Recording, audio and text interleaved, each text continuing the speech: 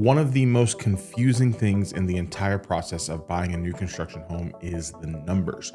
And it can get really dicey really quick, and I don't want that to be the case for you. So if you don't get this thing right, you're gonna be in trouble. So I wanna give you some kind of insider knowledge, some tips on how to understand numbers when it comes to talking about new construction homes. This is not, I don't want this to be a sales pitch. I don't want this to be any fluff. I just want to get you straight to the point, because a lot of people get confused with this, not because they're complicated, but because sometimes things can get presented out of order, and this messes up a lot of expectations. So here's how to actually walk through this so you don't feel blindsided later. And I'm going to tell you, there's a point in here that I need you to, like, it's later on in the video, I need you to lock in and listen, because this is the one that screws so many people up. And if you're aware of it, you can have a game plan for when it happens. Not if, but when. So we haven't met before. My name is Zach. My team and I, we sell new construction real estate.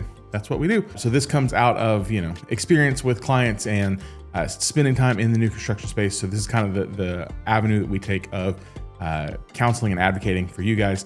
So if you need help or you have questions, please, contact information is always right here. So section number one, here's the thing that's most confusing. And it's like people get this wrong from the very beginning, and it always feels off from day one, because you see so many people on social posting, reels and TikToks and all these things where it's like, oh, you can get into this house for $1,800, and then your monthly payment is going to be two nickels and a Chick-fil-A sandwich. And you're like, this is freaking awesome. And then you show up and they're like, oh, well, actually, that was the one home that we sold last week, or, sorry, you don't actually qualify for that. So now your payment's going to be like $4,000. And you're like, well, this was just a waste of time. And I don't want you to be one of those people that waste their time, because you see all these numbers. You hear numbers from the builder, and then you hear numbers from the realtor, and then you hear numbers from the lender, and then you start seeing city taxes and county taxes and insurance and buydowns and temporary buydowns, and then there's the estimate that they give you on the front end, and then there's the actual locked in reality that doesn't happen until later on in the deal. And so this is where it gets super, super confusing. So there's a couple things that you just have to be aware of. First and foremost, a lot of times you're going to hear, and I said this in a video earlier this year, a lot of times you're going to hear builder sales reps, they're going to talk a lot about the monthly payment, like the monthly affordability. And yes, that is probably the biggest key. That is probably the biggest thing that a lot of people care about is, hey, where do we get to on our monthly payment? And then they're going to say, well, we can do this, and based on this estimate, it's it's going to be this much a month. I need you to understand, first and foremost, those things are estimates, right? Those are, hey, in a vacuum, this could be a thing that we could do based on the math of the purchase price, the interest rate, and things like that. Those are not absolute. You will not see absolute numbers until you get further on into the process and they look at your specific scenario, right? So we can do the math on down payment, right? That's simple math. It's a percentage of the purchase price. That's simple math. You can do the math on the principal part of the principal and interest part of your purchase. Again, simple math. Hey, we're buying it $300. We're borrowing, $290. We're paying 5% over 30 years. That math is simple. Where it starts to get a little difficult is the back end of the equation, which is the taxes, the insurance, and then of course the estimated cash to close, like how much money you're going to need in the deal to make it work. So just know, as you're getting into it, you're going to get estimates, right? And truthfully, you're not going to get a real hard number until you're definitely already under contract on that particular home. So you just need to give yourself a little bit of wiggle room in your budget, one way or the other. And there's a couple things that, again, are going to factor into that. Who you pick for your insurance company, the mud and the pit rate, the tax rate, the day you close, all of those things get factored into the equation. The other thing that you need to know, as you're looking at numbers and you're seeing everybody advertise all these different things, and again, I know y'all see it, because every other agent on getting this house for this much money, and it's like, estimate, pause, just freaking pause. A lot of times you will see what they qualify on sometimes as best case scenario. So similar to when you see commercials on TV and Ford or Chevy or whoever's like, oh, we've got 0% financing for 70,000 months. And you're like, well, that sounds awesome. And then at the little bitty bottom fine print, it's like, yeah, if you have a 760 credit score and you're putting, $25,000 down, we can definitely do this. And you're like, oh, well, that's not me. So perfect case scenarios, but they will get you into where you need to be. And again, the better your credit score, the better your financial situation, the better those numbers are going to look. If you're somebody that's working on building up to that financial situation and working on building up that credit, just know that those numbers are probably not going to look as good as what you see on the estimate side.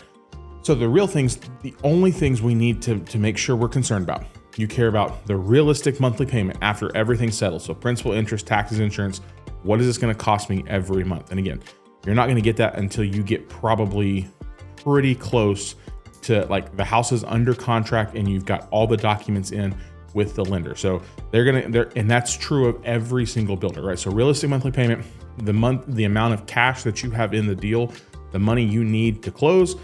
What is your rate structure? We care about that. Is it a permanent buy down? Is it a temporary buy down? Are they doing a 3-2-1? They're not doing, very rarely are people doing adjustables. Like that's not a true adjustable like what we saw get everybody in trouble, in the early 2000s, because nobody knew what those were going to fluctuate to. When you hear the builders talking about a 3-2-1 buy down or a 2-1 buy down, those are very evident in the direction that they're going on payment. So if it's like, hey, if your rate locks at 5.99 and you have a 2-1 buy down, well, 3.99 year one, 4.99 year two, 5.99 for the rest of the life of the loan. So that's what you need to know. And then you kind of need to understand like all of those things come together to make your deal work. Everything else, secondary. Everything else kind of just doesn't matter as much as those things. And if all four of those things make sense and you understand your taxes, you understand your monthly payment, you understand your cash needed to close, and you understand your rate structure, everything else can work. The rest of it is truthfully a lot of noise and you can probably ignore it. So you just need to understand those things. Another important point, you want to understand, and so as we're talking about math, we want to understand how the builder incentives fit in the deal. At the end of the day, a builder incentive is nothing more than a tool, right? An incentive does not make a deal good. An incentive makes a good deal better, right? So when you hear, hey, I've got, I'm on a build job, I've got this much in design allowance, and then I've got this much for my closing costs. Well, what does that mean? How are you using that money, right? So on a build, if they split it, they'll tell you, hey, you can use $25,000 towards your design cost, and then we reserved another 20 for you to use at the end to pay for your closing cost or your rate buy down or anything that you need like that. And a lot of times that is going to be tied to their in-house lender. Some builders will be open and say, hey, we can use an outside lender, but you're only going to get part of the funds. Some of them will say, hey, if it's a case-by-case scenario, but you might be able to get more of the funds if you prove that like our lender can't qualify you and somebody else can. But just know when they give you that money, it's a pool of money that is used most likely with their in-house lending because the builder's paying for part of it and their lender's paying for part of it. Now, what can you use that for? Any of your closing costs, except one thing. So you want to buy your rate down? Yeah. You want to pay your lender fees, your title fees, any of that kind of stuff? Absolutely. The only thing you can't do is you cannot use, and this is a federal guideline, you cannot use that money to cover your down payment. So if you have to have, 3% or 5% or whatever you're deciding to do on your down payment, you cannot use those interested party contributions to cover that down payment. So again, this is a tool that can be applied in different ways, and every builder is going to kind of have parameters on how they use that, right? And then we start talking about inventory homes. And so inventory is the homes that are already built, whether they were built for somebody and they backed out, or they were built with speculation that they were going to sell. A lot of those homes are where you're going to see the fixed rate buy downs, right? So the 4.49s or the 4.75s or anything of that nature, those places are where you're going to see the temporary buy downs, and builders are spending money. So what they're doing is they're pre-spending that money in order to get to the rate that they need to be able to sell you the home. Make sense? Kind of confusing. So what the builders do is they basically say, hey, here's a pool of money, and they give it to their lender and say, please go spend this and buy us a certain rate. And then when that money's gone, the rate's gone.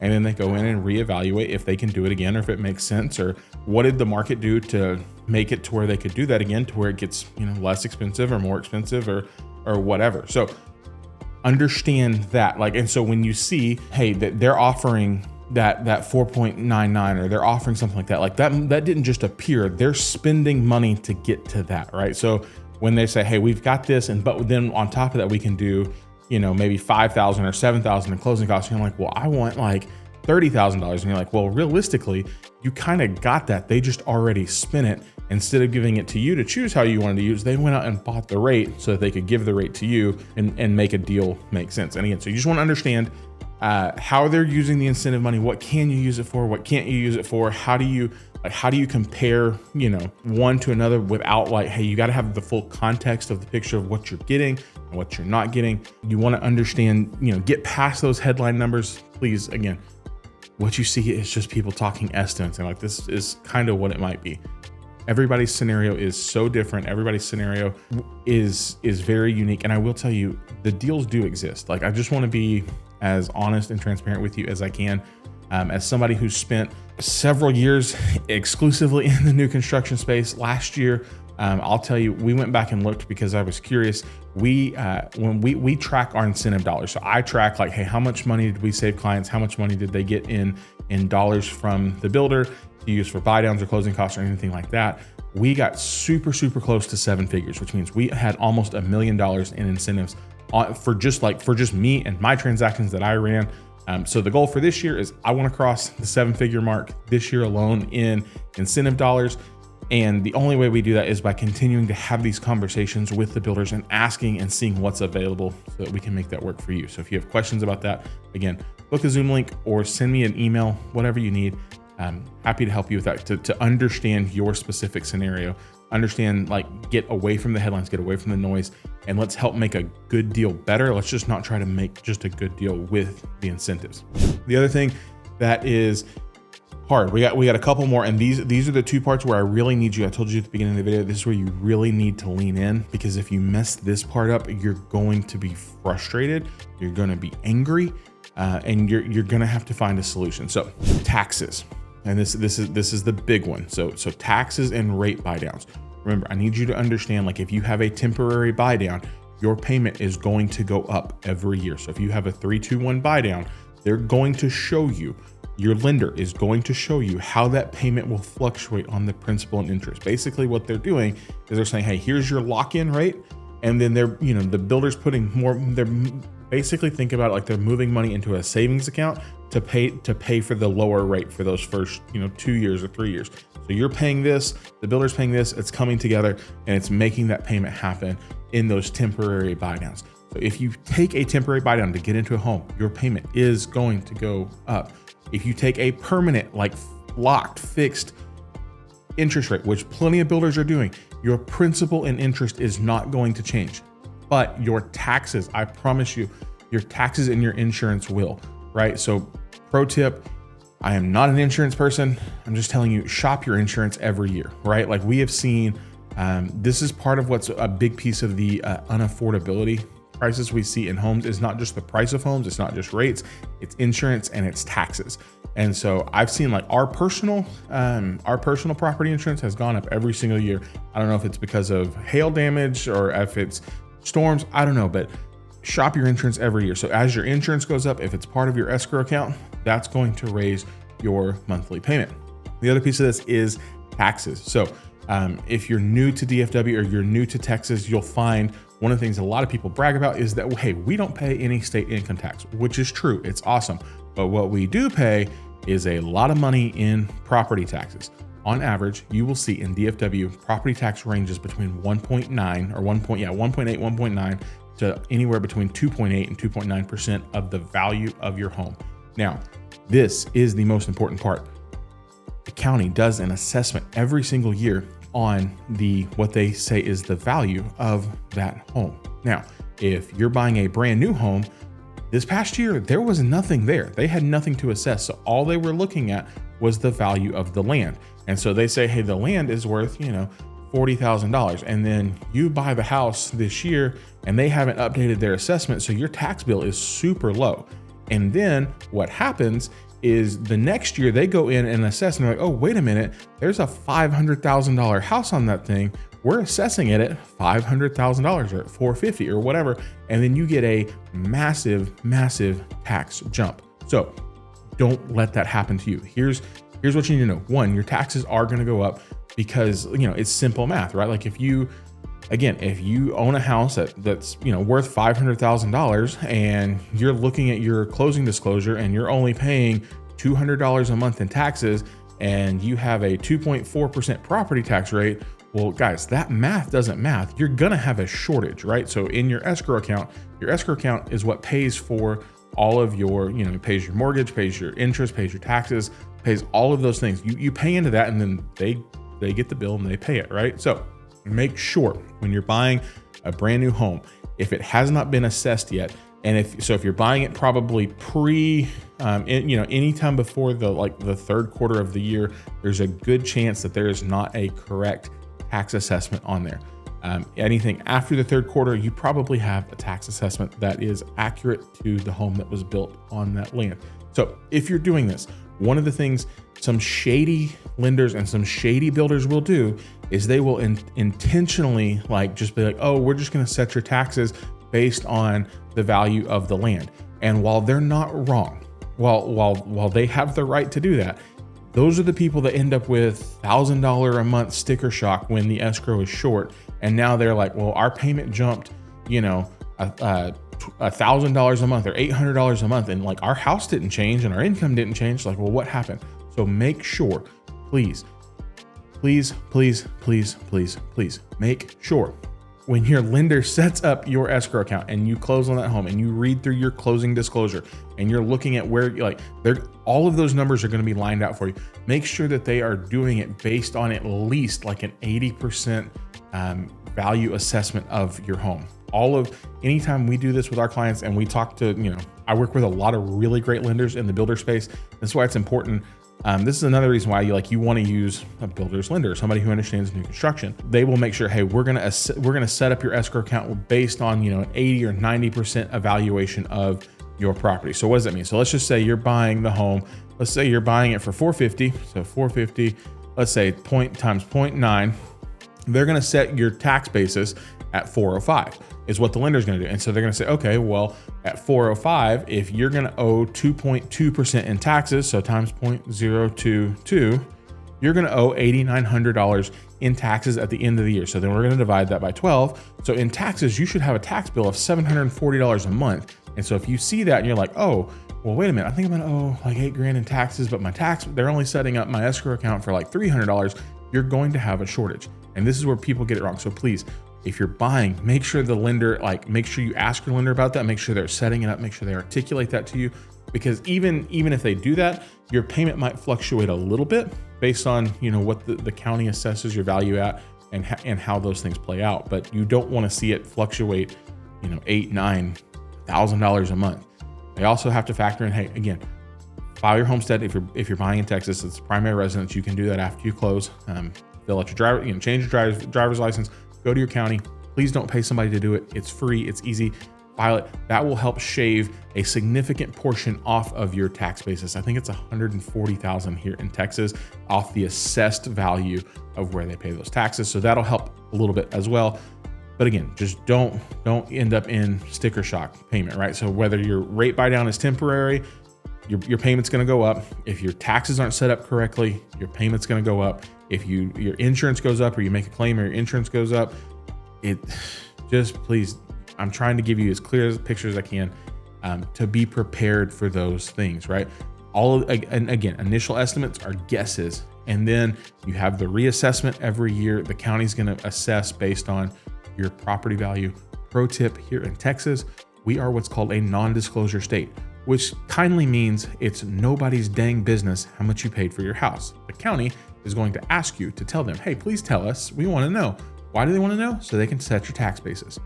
Don't tell them. Throw it away. I'm going through my spiel that we give all of our clients. So just be prepared if you're buying new. If you're buying it later in the year, there's a chance that the taxes have already been assessed, which is great. Also, if for some reason you have you can ask the title company when you close. So the way taxes are paid is your tax rate in Texas is calculated on a 360-day calendar. So it's whatever 360, your total tax rate divided by 360 gives you your daily rate. And then they multiply that by the number of days that the builder holds the home. So if you close on your house March 15th, the builder pays the taxes for January 1, March 15th. You owe the taxes from March 15th to December 31st. Makes sense, right? So if they underpaid, like if the builder underpays for the time that they owned it, you can call a lot of times you can call the title company and ask, hey, does the builder do a reassessment? Can we, just remember, they're not going to pay your portion, but if their portion was wrong, if they gave you credit for the wrong portion, you might be able to, some will, some won't. You just kind of have to ask and see. So again, lower, and as we wrap this up, I want you to kind of think about this. Lower price does not mean lower payment. Lower price does not mean better payment. Bigger incentives does not always mean better outcomes. We want to structure the deal for you in a way that makes sense for you and your family.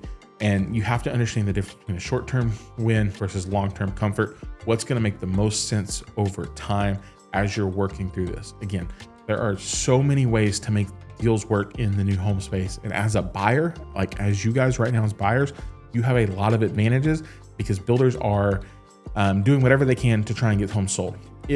If the market improves or if rates get better and competition increases, your advantage is going to diminish. So strike while there is an advantage. Get with somebody who understands how to navigate at what you can ask for, what you can't ask for, how to use that money to your advantage to make it so that you can win. Personally, the standpoint we use, my wife and I, as we have bought real estate is, hey, we want to control the asset for as little of our money out of pocket as possible. So however I can structure my deal to make that make sense, that is what I want to do. So I want you to be careful, but I want you to be powerful in the things that you decide to do. Because what I don't want you to do is buy a house and then 2 years later be like, oh, we can't afford this house. We have to give it up. We're going to lose it. And then you're not going to make money on your sale. So not trying to just get you approved, trying to get you into a sustainable position with your house. So numbers do not have to feel overwhelming. Once you understand what actually matters and how to read it and how to break it apart, you can use it to your advantage to win. And I want to help you do that. We have a mission this year, 7 figures in incentive dollars for clients this year. And I think we're going to make it happen. And I would love for that to happen with you guys. So if you have questions, please comment down below. Or if you need help buying real estate here in DFW, we're always here for you. Unless it's a used home. I'm not here for you for that. I'm kidding. I have teammates that are here for you for that. But if you're buying new or you're coming into DFW, we would be honored to be a part of your journey. So let me know if you have questions and we will see you guys in our next video.